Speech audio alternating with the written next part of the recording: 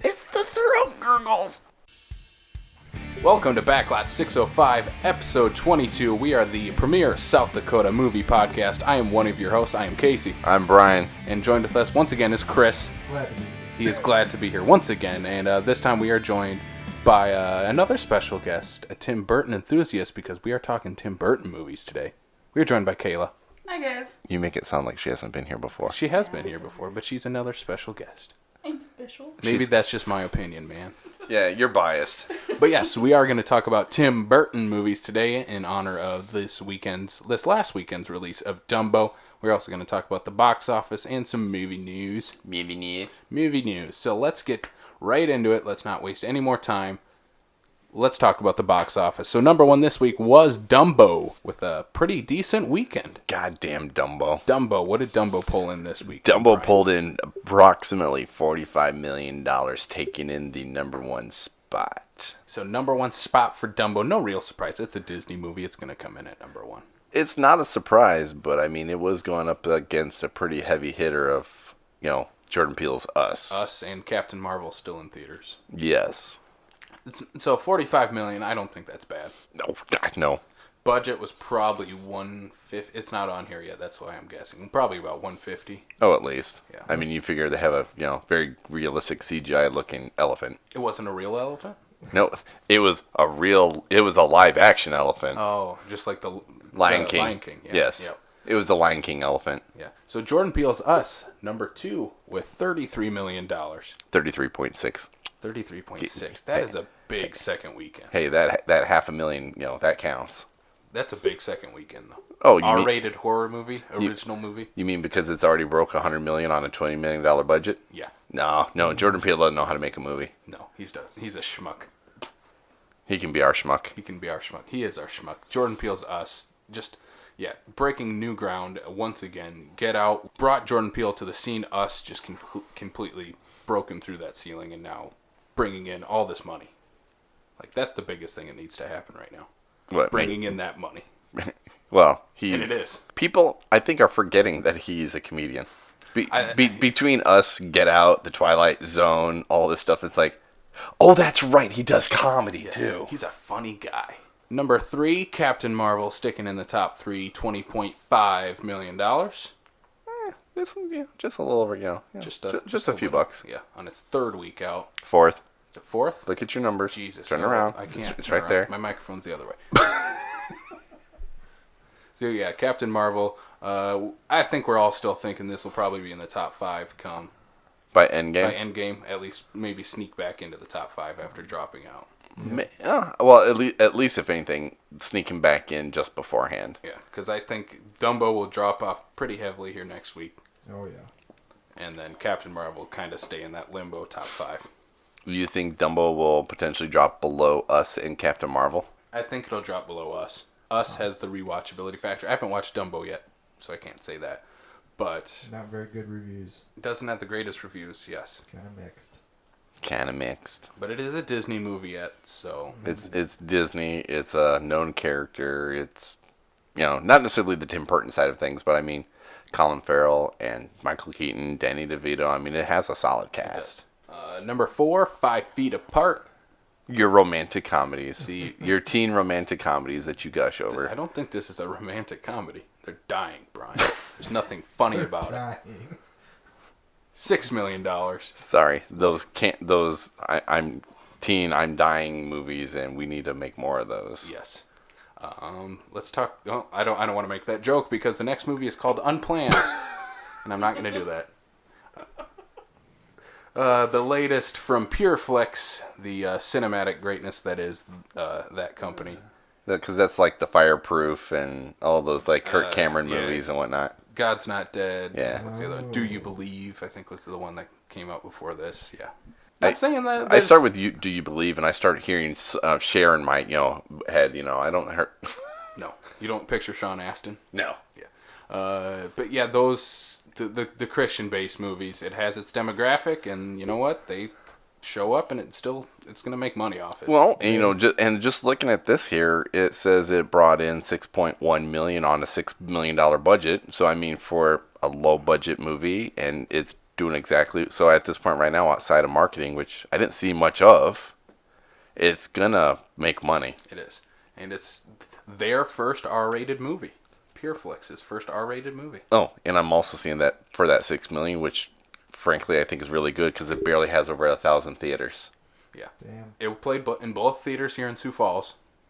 So it's there for Sioux Falls audience. It's gonna hit that Midwest demographic for sure. Yeah, definitely around here. The only other wide release movie, I guess it wasn't wide release. It was in limited for this week, but it was in its first week out. The Beach Bum. What do they define as limited? Because this we got unplanned, and there is less theaters for unplanned than there is for the Beach Bum. It's I think over the 3,000 or it might be the 2,500. But yeah, the Beach Bum, Matthew McConaughey, stoner comedy. Not what I thought was coming from him next, but hey, I will take it. Anything that's got Matthew McConaughey and Snoop Dogg. How many movies had those two in it though? None. That's why I want this one. There you go. This is one of those ones where it's like, I need this in my life. I didn't know I needed it until I saw they were making it. Yeah, pulled in $1.8 million this first weekend. I'm not sure if it'll go any wider. No, this is probably not. This is more of basically like an art piece. Yep. You know, from the director of Spring Breakers. Yeah, exactly. This wasn't anything that was meant to be a, knock 'em out of the park kind of Cash movie. cow movie. No, not at all. So did we check out any of these movies from this weekend? Did not. No. Wow, we have failed as movie fans. We did. Let's just end it right now. No. But then again, I mean, out of all of these we're talking about here, the only one I probably may have gone to go see would have been Dumbo. Yep. I'm not the demographic for Unplanned, and if the Beach Bum did get here, I didn't see it. That we got it. Yeah, we got it in one of the theaters. I'm assuming Dolly Farms. Yes. Because we never get on the west side. No. West side. Nothing on the west side. So, let's jump to the news for the week. This week was a good week for me. Yeah, I was going to say a good week for you. As I'm going, are you looking at anything that's not horror or like... I try to mix it up, but it was a lot of horror stuff this week. It was. Okay. I will take Chris's opinion here because I'm usually thinking that you're only looking Following at that? No. following blood. Like bloody disgusting. Thank you. Yeah. No, I follow other stuff too, Brian. Cryptales. Yep. DuckTales. A woohoo. We're gonna talk. We're gonna talk about the scary stories to tell in the dark trailer that we just got. The full length trailer. We had a couple teasers. I think during the Super Bowl There was aired. at least one during the Super Bowl. Yep. I think it was 4. Oh, was it one of those deals? Yeah. But yeah, we got the full trailer. So, did you guys read the book at all? Anyone? Nope. Don't read. This. Don't read? Nope. No. He no read. I have read these. We own these. I think this is one of the ones that I read as a kid. I don't remember. I'd have to look at the cover. It's got like awful graphics. Well, You Like, so you were a should, lot like- of those books back then. No, I mean like they're terrifying. Oh. They were like, the way they've been made is like super bloody looking, Yeah. but not with any color. It's all just like the Horrific. lines and Horrifying images. It's like The Walking Dead. So, what did we think of this trailer? I'm kind of on the fence on it right now. Because I get what they're going for, but I'm curious how they're going to connect all the different stories. Because Who says they're going to? it's pretty well set up in the trailer that it's all one story. Once. Yeah. Then It's they should call it a scary story to say it to tell in the dark. Well, maybe there's going to be multiple stories in it. I don't know. But yeah, I think I would have rather had the anthology route for this. But I'm with that pretty being sure said, I have read that. I'm still going to go see this movie. So you would have seen like Ballad of Buster Scruggs kind of deal? Yes. Oh, it's totally Like it's that. totally written for an anthology piece. Mm-hmm. Absolutely. Yeah, those stories are just singular stories. They don't really fit together, but I'm still interested where they could go with connecting all of them. But if that's not how they're meant to be written, I don't know if that's how I'd want them to be made either. Yeah. So that's what makes me nervous about something like that. If you're turning it into a point where you are changing up the story or changing the process of it to make it into one solid piece, that I don't like the idea. I don't. Anthologies are made for a reason. Yeah, but one way I think it worked, it at least worked for me, was the first Goosebumps book, movie, because it actually took place kind of in an alternate realm from any of the Goosebumps book, where R.L. Stine was an actual character, and it was all the Goosebumps books come to life. I thought that worked really well. It doesn't look like this is what they're going for this one, but I'm interested to see all these creepy tales that we all grew up on. I'm trying to remember what it's called, but it's like something about delicious sausage. But the basis of it is the guy turns kids into sausage and like overweight people. Literally grinds them up into sausage and then gets caught. How did you not like Yoga Hosers? I did. Okay. I liked that movie. I thought it was hilarious. Oh, so I was like, so they're like little Bratzies. But they don't come to life. Just people just eat them unknowingly. And then realize they ate it. And God, it's like Soylent Green. Ooh, that sounds like something out of Texas Chainsaw Massacre. it's like Sweeney Todd. I like it. What we'll be talking about later. Look at that. Look at that tie-in right there. The meat pies. One of the creepiest parts of this trailer for me was the girl that has the boil on her face. That's going to eventually in the book, it finds out she's bit by a spider. And then it's a bunch of spider eggs were growing in there, and they all like come out of her face. Oh my God. I think we just scared the crap out of Chris just describing it. I'm pretty sure he kept himself from puking on his own computer. So Chris will not be watching Scary Stories to Tell in the Dark. I won't even go if somebody pays for my ticket. Oh, you know what that means? Casey. What's that? Bobby Bobby T. needs to go. Let's jump to the next horror trailer that we got here. Annabelle comes home. Does she now? She comes home. I thought she was already home, but I guess she's coming. Well, now we know for sure because we've got Patrick Wilson and Vera Farmiga coming back to reprise their roles from The Conjuring. And this basically just looks like what a Conjuring 3 could actually be. So maybe this is not The Conjuring 3. No, but it is described as Night at the Museum meets Annabelle, which I am totally into. Nice. Yuck. So there's going to be a bunch of little cowboys and Indians and various different little things from the museum coming to life and attacking Annabelle? Owen Wilson? Yes. He's just going to be walking around. Wow, Annabelle, wow. I'm down. No, what did we think of this trailer? I enjoyed it. Obviously, it's a Conjuring movie. I'm going to go watch it. No, I think it's yucky. Not so much? No, I don't. I mean, I probably will go see it, but being as like, it looks kind of dumb. Oh, she's going for the jugular, Casey. Like, what is your rebuttal? My problem with it is like, as I'm watching the trailer, I'm like, okay, that happened in Conjuring. That happened in Conjuring. Like, why can't we think of other things to keep it going? Like different scares and different, I don't know, different strategies to scare people, I guess. Pulling someone's leg in bed will never not be scary to me. Like that's Not when they did it in the other Annabelle. I know it. That's what I'm saying. It's But been done, even but it's from the scary. trailer, it didn't look scary. Because they showed you what happened next. It's kind of scary. Well, that's Okay, that's just a problem with trailers. The who doesn't do scary movies thing over here. Would you rather see the same gimmick or a new gimmick? Regardless of the If genre. I wanted to be scared, I would want to see a new gimmick. But I don't want to be scared, so I want to see the same gimmick. That's what I'll say. God damn it, you're Switzerland today. It's just the truth.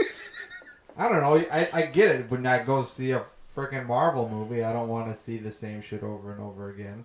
So that's where I'm going with it. Yeah. So, like, genre aside, if it's a multi-movie franchise kind of thing, if you're going for the same outcome, do you go for a new gimmick or do you go for the conventional, I've already seen this gimmick? It's got to be new. If you're going to have, this is like the 7th movie in the franchise, you got to do some new stuff.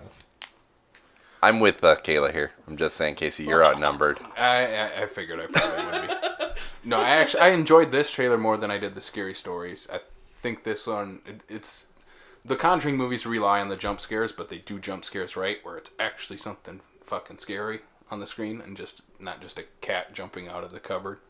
That so many other movies. Hey, you know what? do That cat can creep you out. That cat can creep you out, especially this Pet Cemetery cat. But Oh no. this is the He's just mad at fur. Yeah. This is the directorial debut of Gary Dauberman, who has written like everything in the Conjuring universe already.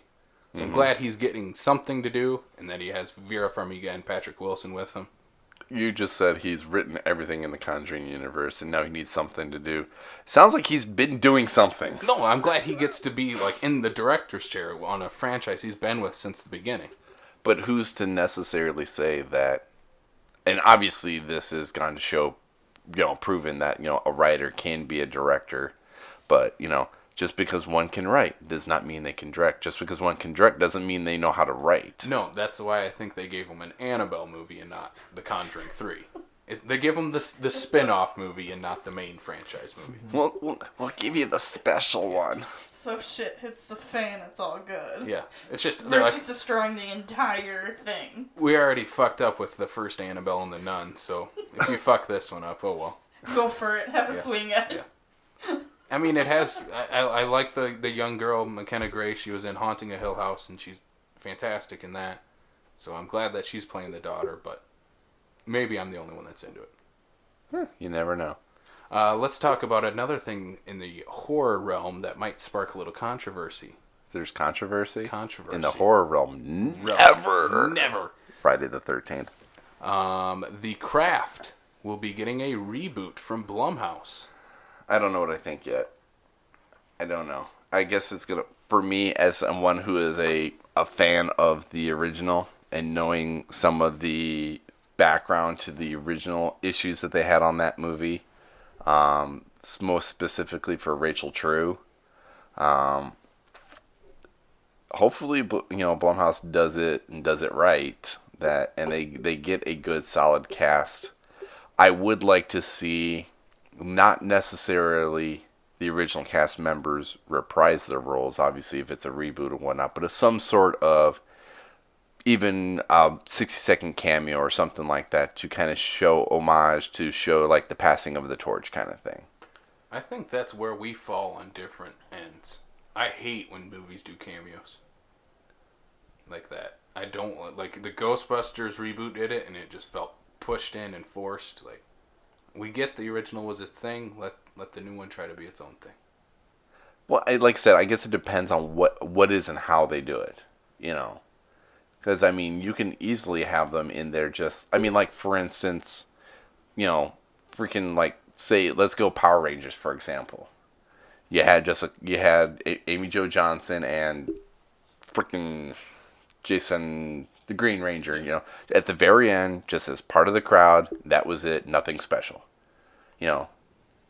So, something similar. Just in the background. Yeah. Nothing where nothing to purposely draw attention to. Hell, they don't even have to have a line. This movie, I think, just the concept alone, and it's been over 20 years now since we've gotten this movie. I think it's prime for a reboot. And giving it to Blumhouse, the king of all horror right now, I think that's the right choice. You think he can do witches? I think it's time that we get witches back. Because when's the last time we had a good witch movie besides The Witch? Hey, I'm still waiting for The Witches. The Witches? Yeah, the reboot? Yeah. With Anne Hathaway? Yeah. But then again, that is Robert Zemeckis, so that's not even going to be a horror movie. Well, it can't be a horror movie. It's a fucking kid's book. I just hope they go R-rated with it and don't try to be pushing towards that PG-13 audience. Oh, for The Craft? Yes. I don't think the original Craft... I think the original Craft is rated R. It is. Yeah, thank you.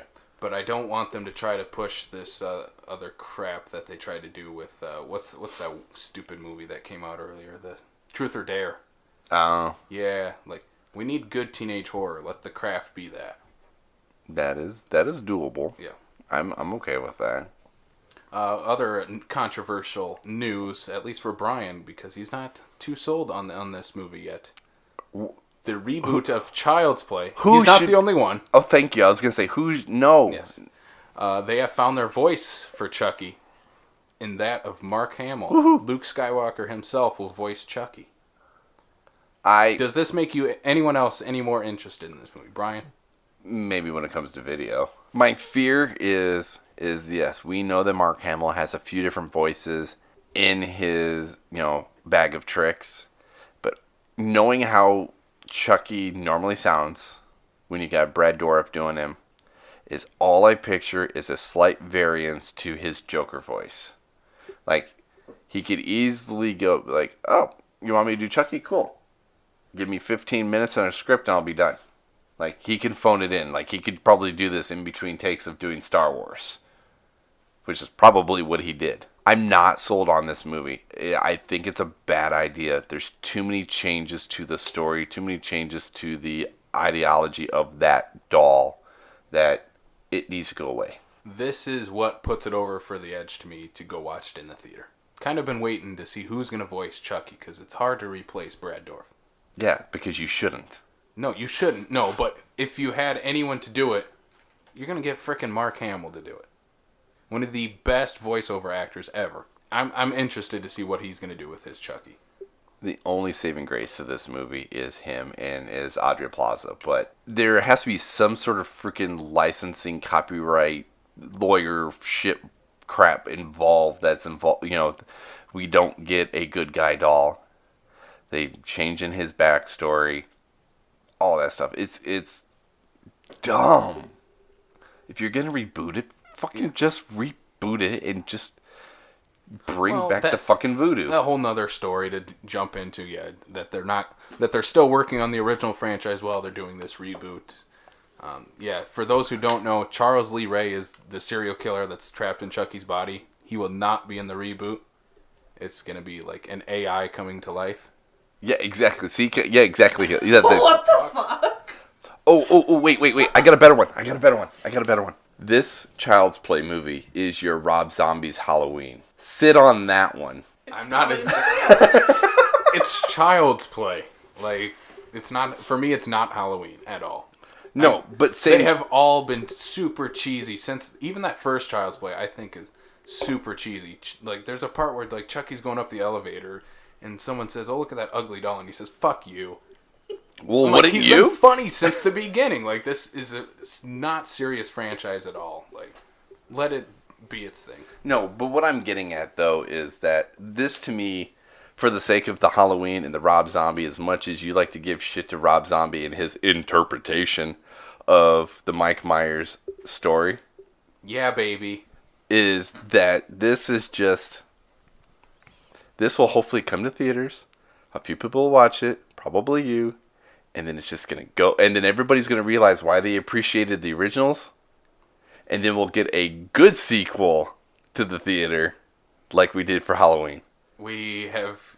the last two Chucky movies have gone straight to DVD. Like, he's entering that realm. So that's probably a good thing he's getting a reboot. That's why I'm saying maybe this will be the...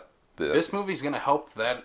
Whatever TV series or another movie that they're working on with the original series. So I think it's only going to help the franchise. I'm just trying to be the devil's advocate for it. Because yep, a little bit. Quit it. I'm sorry. I have to. I'm so glad that Kayla and I understand this. Yeah. I'm mad at doing another one to it. And Chris is over here going, not fucking dolls over here for me. All right, should we jump away from horror for a little while? Hey, what a crazy idea. I mean, I guess we only talk about horror and this other topic, comic book movies, because that's all we know, I guess. It seems like all we get in Hollywood lately, other than the few one-offs here and there. That's what makes the money right now. It's literally comic book movie or a horror movie. Mm-hmm. The big news for the Marvel side of things this week, Angelina Jolie is in talks to join Marvel Eternals. Cool. Well, I'm sitting there going, she's already, just like I've said for many other people, she's already in the Mouse House. It's not like she doesn't already have the in and be like, oh, you want to be in this Marvel movie too? Cool, come on board, you know. I think it's going to also depend on where we go with the rest of the casting for this movie, though, too. Because you don't want it to basically turn into Angelina Jolie and the Eternals.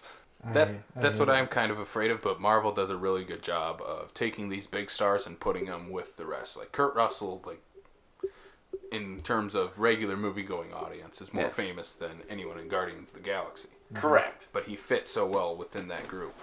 Or even look at, like, say, even just the most recent one, the Captain Marvel. Jude Law, Annette Bening both have bigger names, you know, whereas, you know, Brie Larson's still bringing up her name, and she's making a big name for herself and whatnot, but, you know, you already have bigger names, but they're not overshadowed by these bigger names that are already in the movie in there to be the supporting cast. You know, fucking, you know, Robert Downey Jr. in a cast of how many people, you know. he's only overshadowed because he's just fucking Tony Stark. But, no, I think they do a good job of like, hey, we're all playing nice here. This is for everybody. My only concern is that she is a director or wants to be a director, and I don't want her to like big stick it to Chloe Zhao, who's brand new indie filmmaker. That's just my only concern, is that she'll be on set, supposed to be an actress, and then she'll be like, oh, but Chloe, let's do it this way or whatever. Like, I want this to be Chloe Zhao's movie. I think Marvel has a good hold on it. Yeah. I would hope so. Well, and, from my experience, what I've seen and heard of, I mean, yeah, of course she's Angelina Jolie. She's got her, yes, she's a director, she's a writer, she's doing all this, whatever. But at the same time, too, she seems to be very passionate about the stuff that she's working on. Or, like when she was working with Clint Eastwood, it wasn't a matter of her voicing her opinion. It was like, this is somebody I want to learn from. That she... I can't see that happening. We're going to jump to our main topic for the day. That is Tim Burton movies. So in honor of this last week's release of Dumbo, we're going to run through each of Tim Burton's movies, talk about our favorite moments, talk about the best, the worst, and the Planet of the Apes. So we're going to jump right to the beginning, the one that started it all for his career, Pee-wee's Big Adventure. I don't care what anybody says. This movie's awesome. Brian, do you love Pee-wee's Big Adventure? For as weird and fucked up as that movie is coming off of the TV show, yes.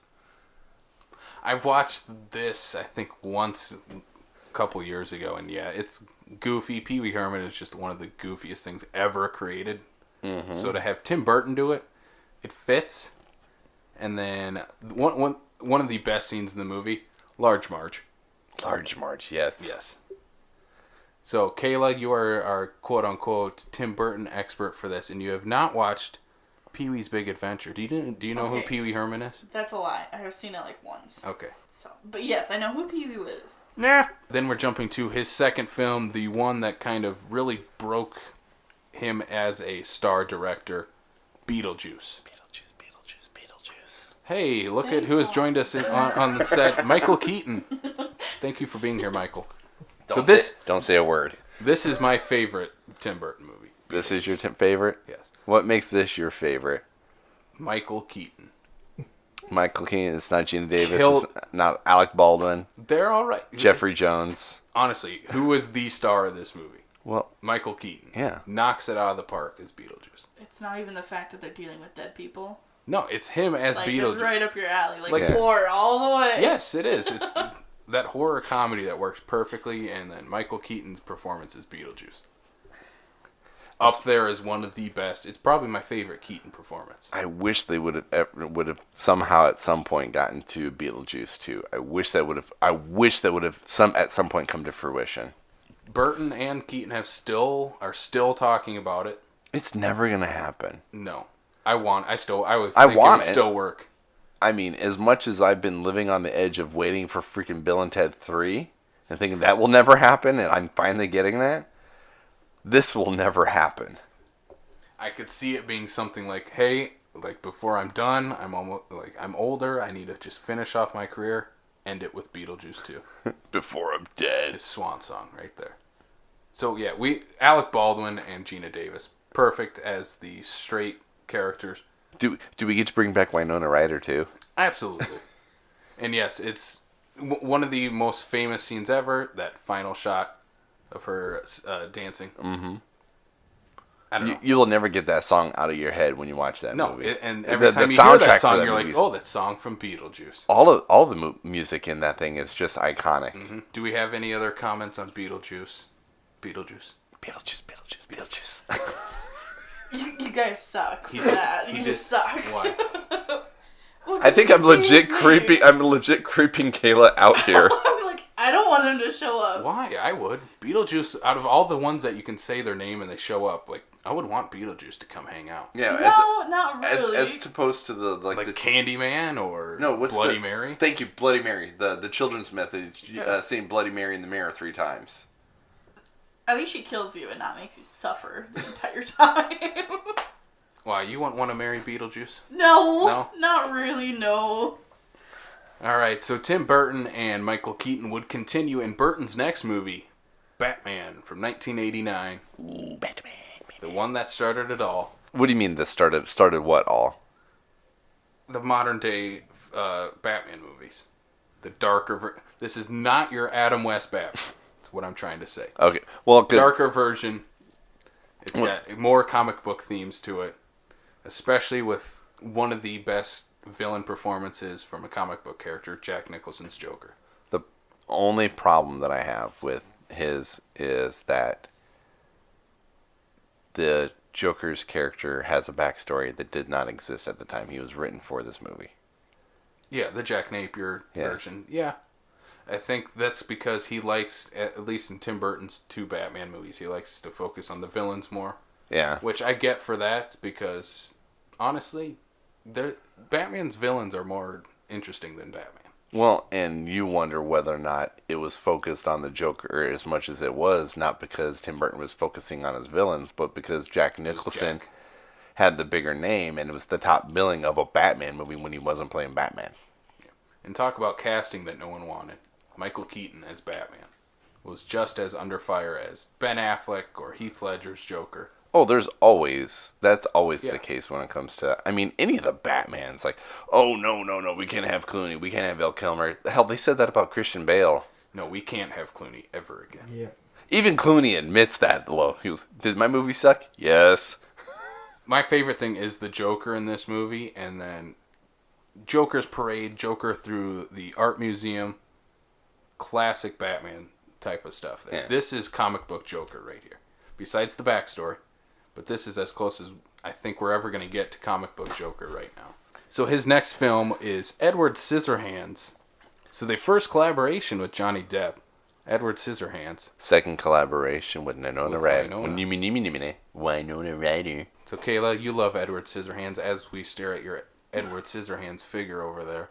He's adorable. He is. I love Edward Scissorhands. It's like the gothic take, but then like the lovable character at the same time. Well, I love the stupid over the top suburban life that Tim Burton loves to put in his movies. I mean, it's literally just like overly done on purpose. The most stark contrast from his dark gothic stuff, and completely does it on But purpose. no, you go up the hill and you literally go from suburbia to goth freaking castle up where, you know, Vincent Price lives and whatnot, and you're just like, this should not be a thing, but it fucking works.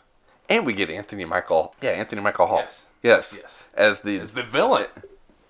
Like, going from the nerdy kid in every 80s movie to playing the villain in this Tim Burton film. Yeah, it goes from the nerd to the dickhead. Yes.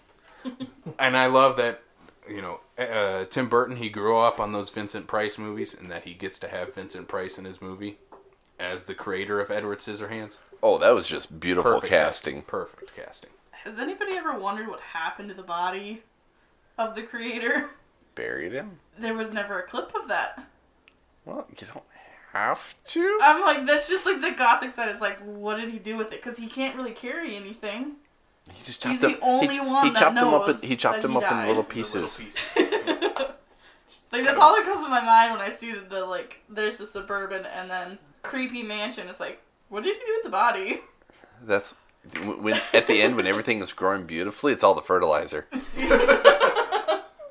Either that or Edward Scissorhands ate him. And now Edward Scissorhands a cannibal. That got dark real if fast. you see it in the suburbia, he's eating, but like in the the mansion, you never ever see him eat. He just reads off of textbooks. So it's like he probably doesn't know that he's it's feasting not... off Vincent Price. Yeah.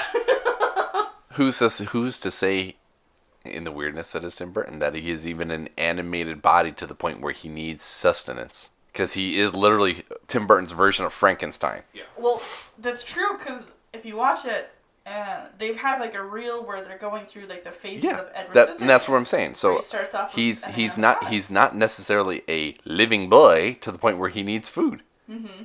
I mean, otherwise he's up there for how many years before they even come down, before they even get him? We're going to go from one pale white character to another with Tim Burton's Batman Returns. This is where we get Danny DeVito's Penguin. I like the Penguin. Bites a fucking guy's nose off, and it's amazing. It is pretty amazing. Well, it's Danny fucking DeVito. Danny DeVito. Perfect casting. Again, Tim Burton does. That is one of the best things about his movies. Perfect casting every single time. Every time? Until we'll get to those. But right now, Tim Burton's knocking everything out of the park right now. Yeah.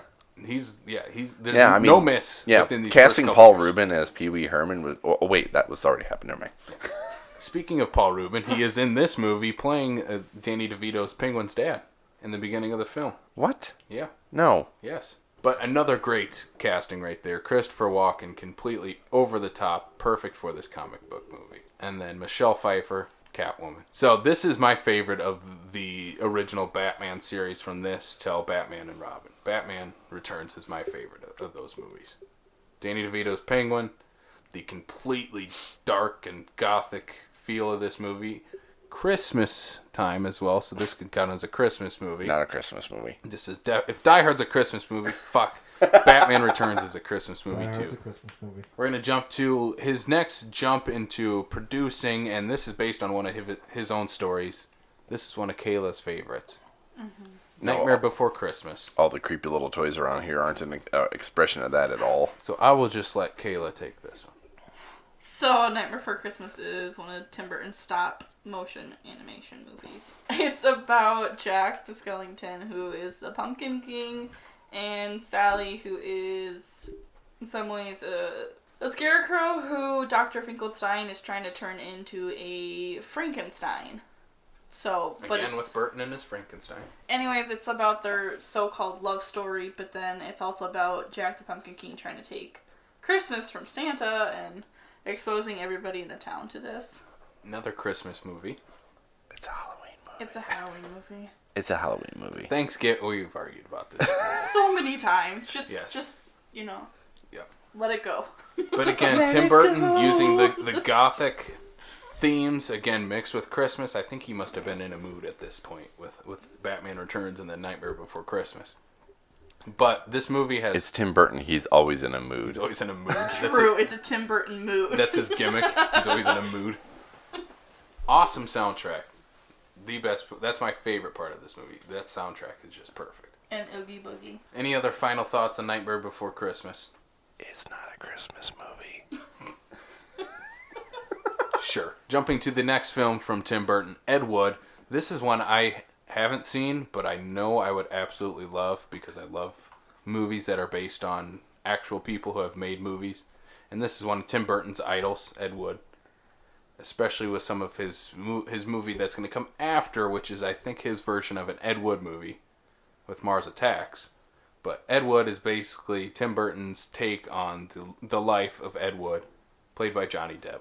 Hey, look, more Johnny Depp. More Johnny Depp. Once again, we're teaming what? up. 4 movies now? 1, 2, 3 movies. Yeah. So no one else has seen this movie. No. It's always been one of those ones where it's like I want to. That one just looks weird, and then I move on, and then I forget about it for a while, and then it comes up again. Do you know who Ed Wood is? I knew he was a filmmaker. Yeah. I knew he was a very eccentric filmmaker. He's the Tommy Wiseau of his time. I don't know how to take that. Exactly. He sucks. I don't know how to take that. Plan 9 from Outer Space is just one of the best, worst movies ever made. And then we're going to jump to Tim Burton's version of an Ed Wood movie, Mars Attacks. I don't care what anybody says. This movie is amazing. There's everything awesome about this movie. Exactly. It's his version of an Ed Wood movie. It's completely over the top in every single way, shape, and form. There's so many great actors that are just fucking off the wall. The fucking cast in this is just... I mean, this is probably like the biggest like star-studded cast he's had on any movie up to this point. And just everywhere. I mean, freaking... You get Robert De Niro. No, Al Pacino. Fuck, Jack. God damn it. Jack Nicholson. I'm having one of those days. Playing like fucking 3 roles. It was 2. He played the president and he played the casino owner. Yeah. Woof. What? He's completely over the top. It's He's bad, supposed to but be. I get that. It's bad. It's though. supposed to I be. know. One of the honestly, the weird part about this movie that was my biggest draw to wanting to see it wasn't anybody that most people would even remotely think of. The person that I want to see was the kid who, when he went to go save Grandma, Lucas Haas.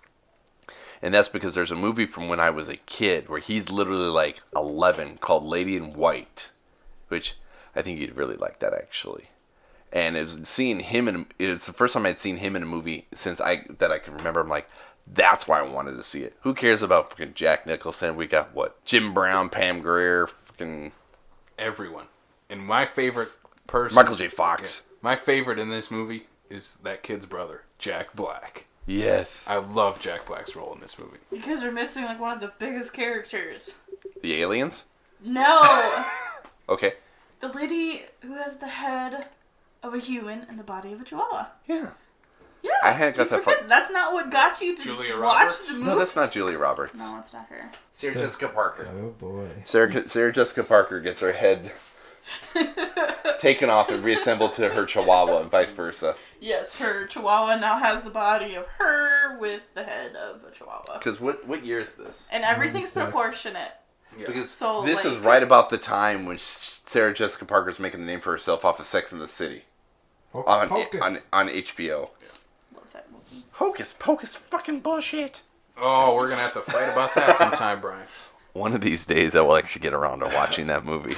So, if anything ever happens and we have like a Mars Attacks thing, everybody needs to have a record player and has to be playing some god-awful opera music. Yes. And we'll all survive. We have all learned from Tim Burton. Thank He you. has taught us well.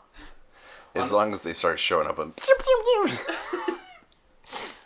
Tim Burton's next couple films here are James and the Giant Peach. He was on as a producer. Kayla loves this movie. And then his next film, Sleepy Hollow. Any fans of Sleepy Hollow in the room? I like Sleepy Hollow. The decapitation scene Which one? in the church. I was like, can you be more specific? The one in the church where everybody takes a blood bath. This is like the second or third movie that I know that has Casper Van Dien in it that is not Starship Troopers. This movie, I think I got probably like 10, 15 minutes into, and I don't know, just shut it off, or I don't remember what it was, but I need to jump back into it, because The Legend of Sleepy Hollow is one of my favorite books growing up. And So it's I definitely need to jump back into it. well, and you're missing the fact that we have a Christopher Walken reunion. You know, have Christopher Walken being the freaking Headless Horseman. Mm-hmm. It's weird, quirky Tim Burton, Johnny Depp movie. That's nothing different. Starts Again, off super slow. At this It point, is, and that's probably why he fell off. Yeah. He didn't have the commitment to it like he should have. again, at this point in Tim Burton's filmography, he hasn't missed. These are all hits so far. Yeah. Until we get to Planet of the Apes, starring Mark Wahlberg. I hate you for jumping. Why? Because I Wait. had to say Sleepy Hollow's a bloodbath. Okay. It is a It is a bloodbath. bloodbath. Like, there is a shit ton of blood in this movie. Talk about a bloodbath to your mind. This Planet of the Apes film. Tell us how you truly feel, Yeah, no kidding. Casey. It's not my least favorite of the Burton films, but it's up there. It's bad. Do you hate the Mark Wahlberg and Helena Bonham Carter kiss? Absolutely. It's fucking weird. He's kissing a monkey. It's a little weird. It's very weird. The one thing I'll give it though, I like his suits for the apes. Oh, I mean, I think they look really cool. for the sake of like the art department and the costume department, I think they killed it. I think it's more of just, to me, it's more of story is what this one is. Yeah. The issue. It's not even necessarily that it's a bad Tim Burton movie. It's just a badly written movie. And the biggest thing that helps finish, like the original Planet of the Apes, what encapsulates how great that first film is that twist ending that, no, this has been Earth the entire time that we've been here. But then this twist ending in this movie where it's Abraham Lincoln at the end. Like, it doesn't even make any fucking sense. Yeah, it's Tim Burton. Exactly. That's not an excuse for it not making any goddamn sense. It still needs to make sense It's within the Tim context Burton. of the story. I applaud.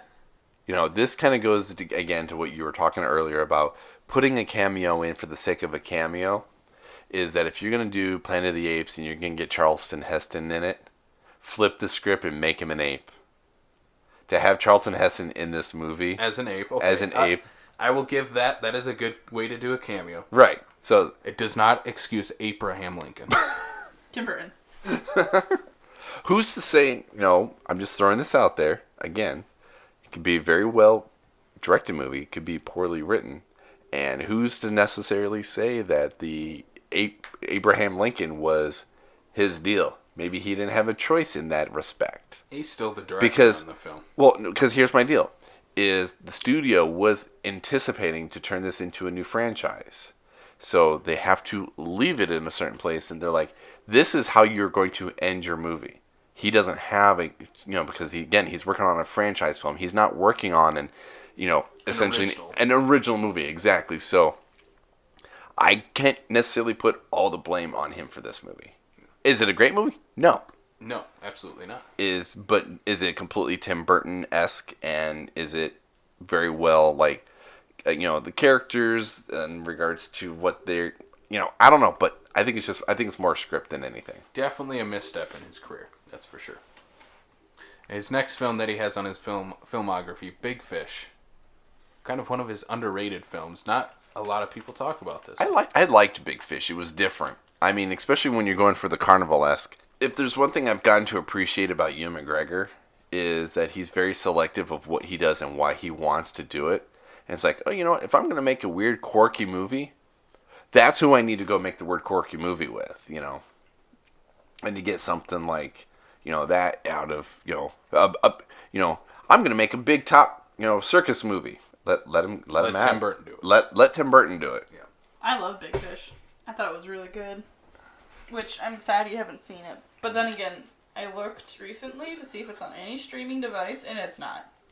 Yeah, some of his movies are tough to find. Yeah, they're pretty tough to find. And even though Big Fish is, one that you can... I think it's on Hulu for, HBO add-on or whatever. But otherwise, it's not on anything as of right now, which is sad. Yeah. His next film is Corpse Bride, and... Kayla will not like me for this, but it is my favorite of his stop-motion films. I love Corpse Bride. I actually can agree with you, because I love My Nightmare Before Christmas, but then I love The Corpse Bride, because they're completely two different things. One is about a love relationship that literally is the focus, which is Corpse Bride. Nightmare Before Christmas that's not the main focus. The main focus is Jack's, discovery of himself. Corpse Bride is... kind of Tim Burton's Romeo and Juliet. Yeah, it's literally love is blind. You love who you love, and that's it. And that's what this movie teaches you, and at the same time in awesome graphic ways. Yes, in the most Tim Burton of ways. Yes, which is amazing. I love this story. Have you guys seen Corpse Bride at all? No, I haven't, but I have to sit down and appreciate stop motion. There's just not a lot of stop motion, period, that I haven't seen that hasn't been a few episodes of Robot Chicken. If I want to be honest. Yeah. We're going to jump to Chris's favorite of the Tim Burton movies right here, though. Charlie and the Chocolate Factory. Is it your favorite? Probably. Okay. I've only seen 3 of them. So. No, well, I'm just sitting there going hopefully he's not just giving you your favorite. No, I would say this is probably the favorite. Okay. Are you serious or are you joking? No, I'm dead serious. Okay. Like I said, I've only seen 3 or 4 of these, so I'd put that. Yeah, fuck this movie. Well, I hate this movie. Why? It's the garbage. hate this movie. God awful. Why? The original Gene Wilder, Willy Wonka and the Chocolate Factory is up there as one of my favorite movies of all time. I look at these differently. I look at these as in the same respect that I look at Stephen King's It. They are two different things, but Johnny Depp's version of Willy Wonka is just fucking off the wall, has no idea what he's doing at all. There's no direction right there. He is my main problem with his Johnny Depp. The kid that plays Charlie's great. He's great in everything that he does. Freddie Highmore's amazing. Yes, he can do no wrong as an actor. Johnny Depp, though, is just fucking off the rails here. Tim Burton is not directing him at all in this movie. He says, Johnny, go be weird. And he fucking does his go be weird. Literally does. He's tripping on something. Yeah, And it's not acid because there is no fucking color in this movie. Exactly. Literally no fucking color. There's blue. There's blueberry. There's blue and purple. Okay, both very dark colors. Yeah. It's gloomy and it's depressing to watch. And it tries to add all this backstory, especially with Willy Wonka. With the fucking teeth. With the teeth, his dad being the dentist, which I love Christopher Lee, do not get me wrong. But yeah, don't be dissing the Lee. No, I will never diss Christopher Lee. Where the fuck did the dentist come from? He's the fucking coolest person that has ever lived. You know, the one thing I will give you for the fact that they're adding to the story, you know, that may or may not necessarily needed to be there. But in respect to the original, when the original was made, they're legit doing it to sell candy. It wasn't about making a movie. It was about selling candy. But in terms of, like, the goose eggs versus the squirrels is what actually happens in the book. Like, I at least appreciate the fact he's like, if I'm going to do this, I'm going to do it like how it's, you know, I'm not changing things up for the sake of changing them, you know. For the sake, the kids go through the process like the kids are supposed to go through in the process. Yeah. You know, they didn't change anything up. Because frankly, either which way you square it or whatnot, Veruca Salt gets exactly what she fucking deserves. Yes. But I think there is room for change whenever you adapt a book to a movie. Yeah, but the squirrels are so much better than the goddamn geese. No, fuck those squirrels. Fuck everything about this movie. I fucking hate this movie. This is god awful. Whoa, jeez. No, I hate this movie. It's terrible. There's nothing good in it besides Freddie Highmore. And you might have to reevaluate your life choices here, Kayla. No, she's in the same... She gets it. She knows how much I love the Gene Wilder version of Willy Wonka and the Chocolate Factory. That is a fucking let's sell candy and let's show people an acid trip. Because that people were on drugs when they made that movie. I like that you said it was made to sell candy, but it made a far superior film than this one that was trying to be a good movie. And the fact with that god-awful Charlie and the Chocolate Factory versus the good one, they're both supposed to be based off of the Ronald, or however you say his name, Roald Dahl. So I'm like, the one that's colorful is how he's supposed to be. And then the one where it's dark with Johnny Depp, I'm like, okay, you just made candy out of kids. Like... What do you think happened to the fat kid when he went up the tube? He lost a couple inches because it's in the chocolate. Yeah, I hate that they show what happens to the kids, too, in this one. I like the ambiguous version of the Gene Wilder original. Where they just never show up again. They just never show up again. Like, fuck, they're probably dead. Also, that's Tim Burton, though. He's got to show. Yeah. Well, you kind of how you didn't like Michael TV all, like, tall and gangly? No. No. That's totally Tim Burton. I think that's, like, the one part... That's Tim Burton, and then the Oompa Loompas is pretty Tim Burton. Yeah. Woof.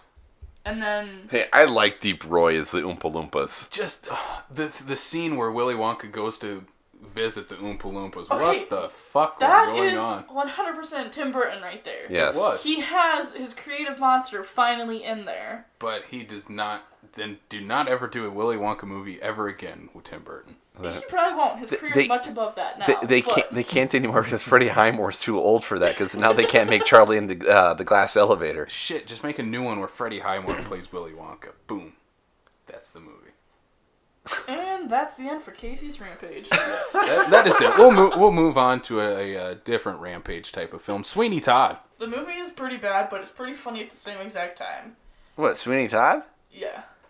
What for you? What makes it bad? I just hate the way it's once again shot in like the black and white kind of scene. When it's not in black and white, everything's super dark and... Which, I mean, I guess... Lack of color. Here's one thing I will tell you. And I actually alluded to this a little bit earlier to Casey.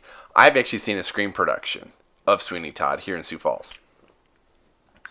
And what's the one color of Sweeney Todd that seems to be very vibrant in that movie? The blood. The blood, the red. Correct. Yes. That is something that is synonymous for, like, when I went to the stage production at the Pavilion, it was very similar to that effect. So, as much as this is the dark blacks and grays, like, what is a Tim Burton movie, I don't think you could make this movie not be a Tim Burton movie because it needs to have that monochromatic look to emphasize the blood, because that is the whole purpose of the story. I think my whole problem with it is I hate that style. So it's not necessarily. So I it's got not the style. it's- That's why I'm like, I got that, but I hate that style. And like the funny part was. Don't watch like, Schindler's List. I actually have never seen Schindler's List, so. But that's Actually, I hate that stuff. neither But have I. the blood, I thought, that part was cool that they made that. That's pretty much the emphasis on this whole movie is because of the way Sweeney Todd is. Right. He has this, but then again, the color for the flashbacks is a good idea too. Mm-hmm. Which I'll give that part. That part's pretty good. I just hate the whole Tim Burton's wife. What's your take? Helena Bonham Carter. They were never married. Okay, sorry. But anyway, Tim His Burton's love significant affair. other. right? Their love affair. She's awful in this movie. I just thought she was really bad. And then Johnny Depp at the same time. I feel like he lost his muse and was just coasting through this movie. Which you can argue that. No. I'm not saying he didn't necessarily phone it in. I'm saying that he might have other things that he would have done that would have been worse than this at that same time frame. Probably. What is your take on the fact that it's a musical? I like that part. I like the musical because it's kind of funny because it's a super macabre, dark movie. Yes. But then they top it off with the musical, and I'm like, okay, this is kind of funny. Like cannibalism musical. I told Casey this earlier. When I went to go see it in the theater, I watched 3 people walk out after the first 15 minutes because I'm pretty sure all they saw was Tim Burton, Johnny Depp, and they went, "This looks cool." Nope, there's music involved, and walked out. No, I like the musical part because it's very like. It was different. It was different for Tim Burton. Mm-hmm. And that of the story. And again, and that's where I kind of play it off back on, for the sake of a movie. If you're going to take this stage production and make it into a movie for as macabre as it is, I don't think you could have gotten anybody else to make it and not get the style it needs.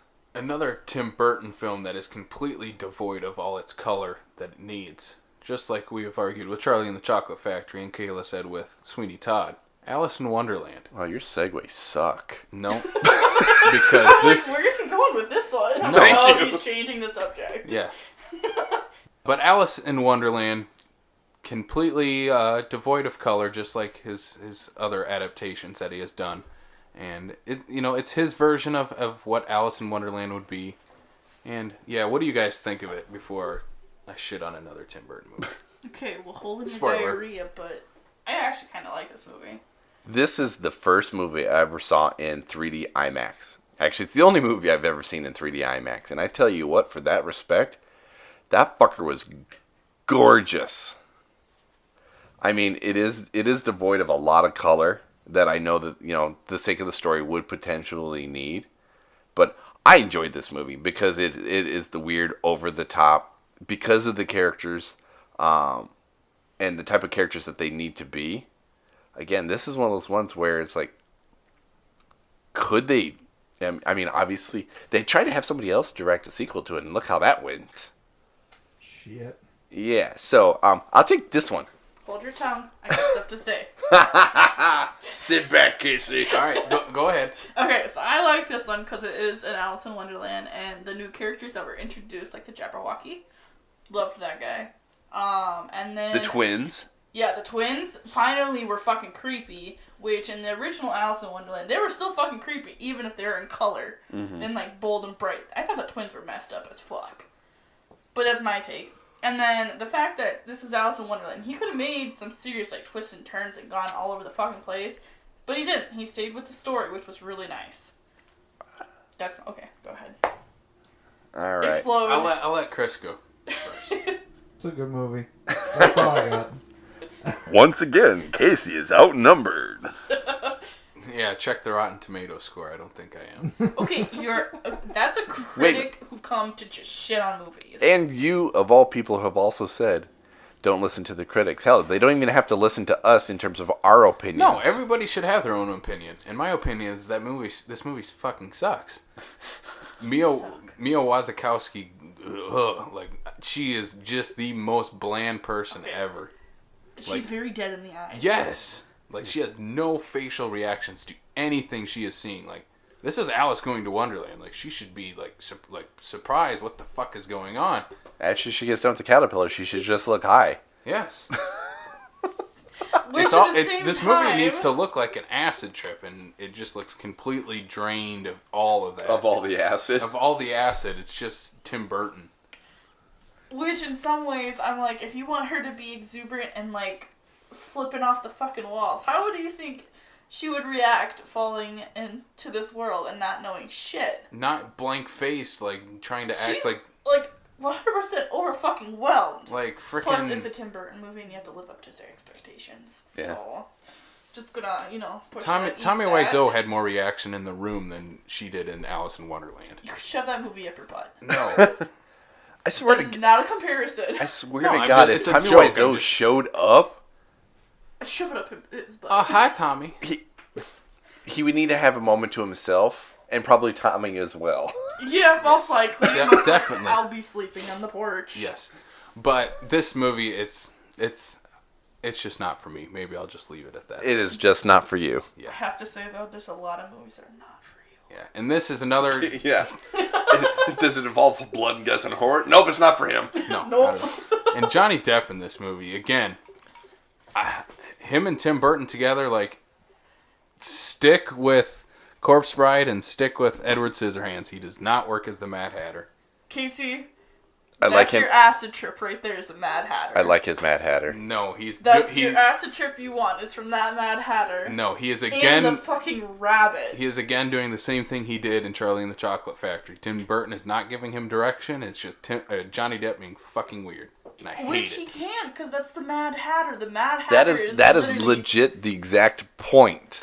Yes. No, but he's not doing a good job at it. It's completely just fucking, like, not what it should be. If there's one thing that Johnny Depp does and does well, is character.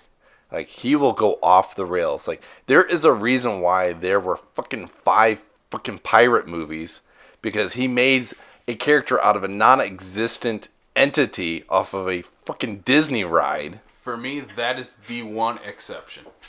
I will not... All his Benny other and June, fucking shut up. weird characters do not work. I like Johnny Depp much more as the dramatic, straightforward actor than the fucking weirdo. Have we seen the 5th Pirate? So I would like to ask this. No, I stopped after 3. I stopped after the first one. Like, he got his Oscar nom there. Don't watch the 5th Pirates. It's so bad. All right, let's move on from Alice. Oh. We're gonna keep moving on to his next stop motion film, Frankenweenie. Again, Tim Burton. He likes the Frankenstein story. I would love to see just a Tim Burton version of Frankenstein, straight adaptation of the Mary Shelley story. Dark universe. Let it happen, sure. Yeah, I'd be okay with that. Frankenweenie, I think, is really good though, being as it's literally the kid's, lost his dog, and it's just like Zero, but in like the real life adaptation of the most child appropriate of all his stop motion films. Yeah, sure. yeah, pretty much. Yeah, it's literally the dog comes back to life. The characters are very Tim Burton.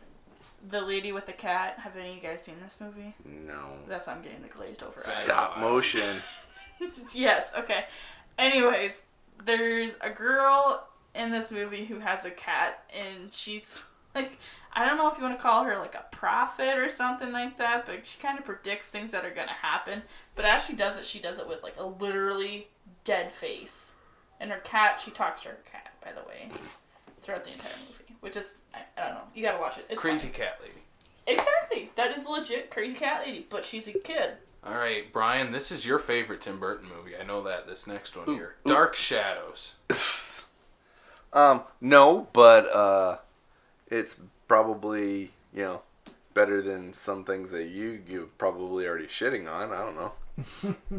I can't say too much because I think I got like 10 minutes into this one. Like, I already know I'm going to hate it. Shut it off right away. Yeah, but see, you have to understand. Okay, number one, watch a movie all the way through, because you never know that if the last 10 minutes of that movie is going to be the exact point of what changes your entire perception on an entire movie, and you get the payoff in the end.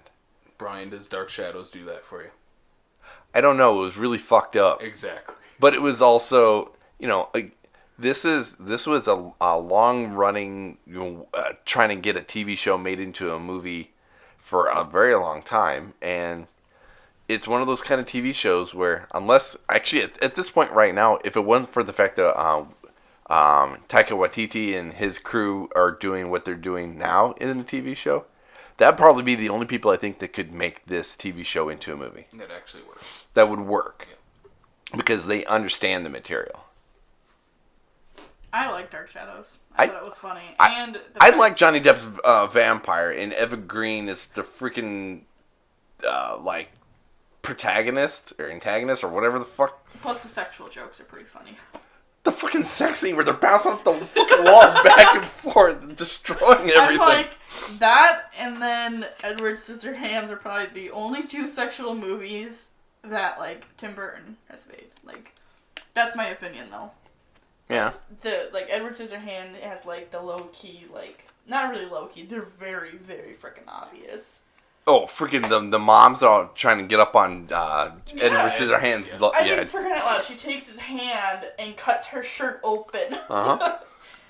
But yeah, Dark Shadows and Edward Scissorhands for the sexual humor is awesome for that. I enjoyed Dark Shadows. I'm sorry, Casey. I'm with Kayla here. Yeah, I thought the movie was funny. But then again, that's also because I didn't stop after 10 minutes. Yep.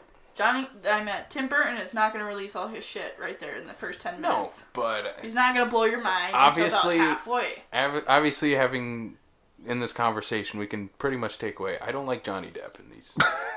So that's the big thing. I'm like, if it's Johnny Depp, Tim Burton, it's his muse. I know, unfortunately. I was going to say, Tim Burton definitely it's his Leo to Scorsese. Yeah, he needs a different Leo then. I couldn't agree. Some movies, I'm like, they could have put somebody way better in it, but being as Johnny Depp is his, like, you know, his little pet and stuff like that, sticks with what he knows. They get each other. Yeah.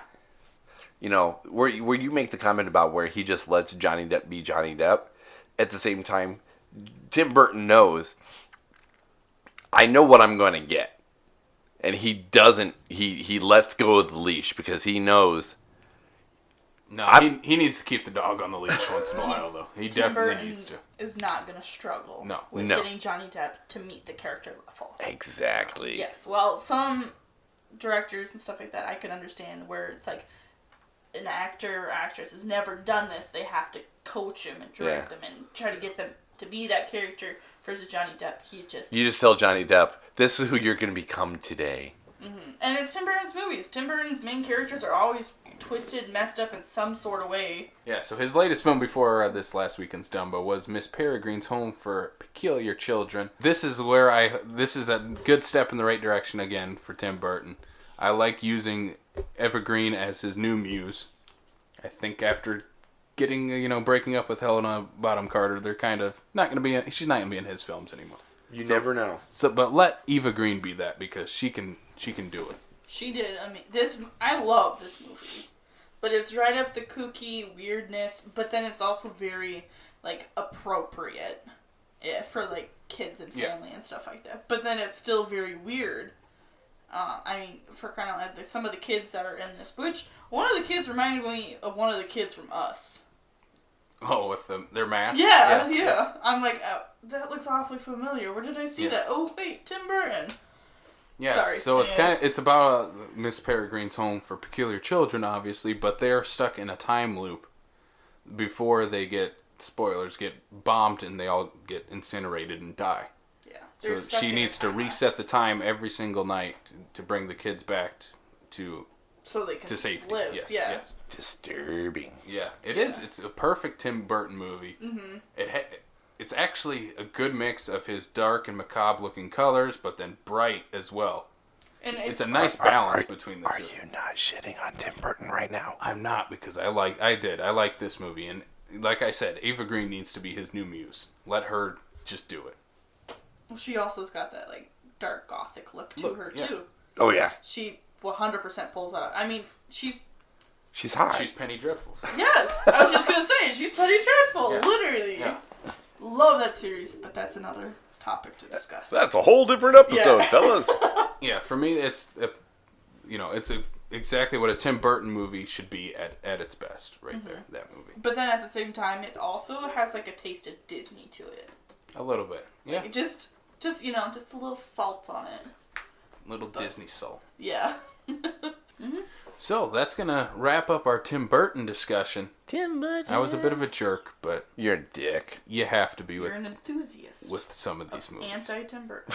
I'm not anti-Tim Burton. I like most of his movies. I'm an anti-Tim Burton enthusiast. But with that being said, we're going to have to wrap this show up, so we're going to do all of our plugs and all that fun stuff. So you can find this podcast on Apple Podcasts, Spotify, Stitcher, Google Play, YouTube. Please rate and subscribe to all of those, or whichever ones you use. Make sure you do that. If you rate us, we'll go up higher in the charts, because we're like 200,000th right now. Oh, is that all? I don't know. I have no idea. I'm just making up numbers. Anyway, you can also find us on social media at Facebook, Twitter, Instagram, do all that fun stuff. Like all of our posts there. Well, that's where we usually drop whatever we have coming soon for movie reviews, news, anything else that we want to talk about on there. Also follow us on our Sioux Falls Film Community group. You can join the group right now, right off our Facebook page. A lot of good conversations coming out of that group right now. We try. Couple of other schmucks that are in that group are Andy from Fat Dude Digs Flicks. Check out his stuff on all the social media platforms. He's an awesome dude. Does a lot of movie reviews. Likes to watch a lot of movies. A lot of movies and a lot of obscure movies too as well. Maybe they're obscure to us because we are not the enthusiasts like he is. Like he is the connoisseur. He's the film connoisseur. He's the connoisseur. Also check out Midwest Movie Talk with Blake and Jameson. A couple other schmucks from Sioux Falls and Rapid City, South Dakota. So check them out.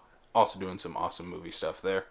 You can check out our website, backlot605.com, for all our latest news, reviews, movie-related articles, and pretty much anything else that we have going on is all on our website. So check that out right now. Woohoo! Woohoo! Woohoo! Anything else we got to plug, guys? No, I think you... No, that's it? All right, bye. No, I'm kidding. Think I hit it all? I think you actually got it this time. Yeah. Once you started over and, cut out the other part. Yes, thank you for bringing that up. Now I'm going to have to cut that out again. What, cut the other parts? Do you need to cut the other part out? That part right here. This part? Yes. That part? I'm going to have to cut it all out. We're going to start over. Start from the top, Casey. From the top. Next week, we are going to be talking about another controversial subject that I think will fire some of us up. Ooh, what are we talking about? The DC Extended Universe. I am really disappointed I will not be here for that. Because I was shit on all those movies. Yes, so maybe we didn't tell you that we scheduled this in a way that we knew that you would not be here to shit on a bunch of movies. Like Casey just did right now. Chris, I will promise you one thing. I will shit on majority of them for you. Good. When don't you shit? Everybody shits, okay? That's what happens. But we had the chance to see Shazam, so that's why we're going to talk about it.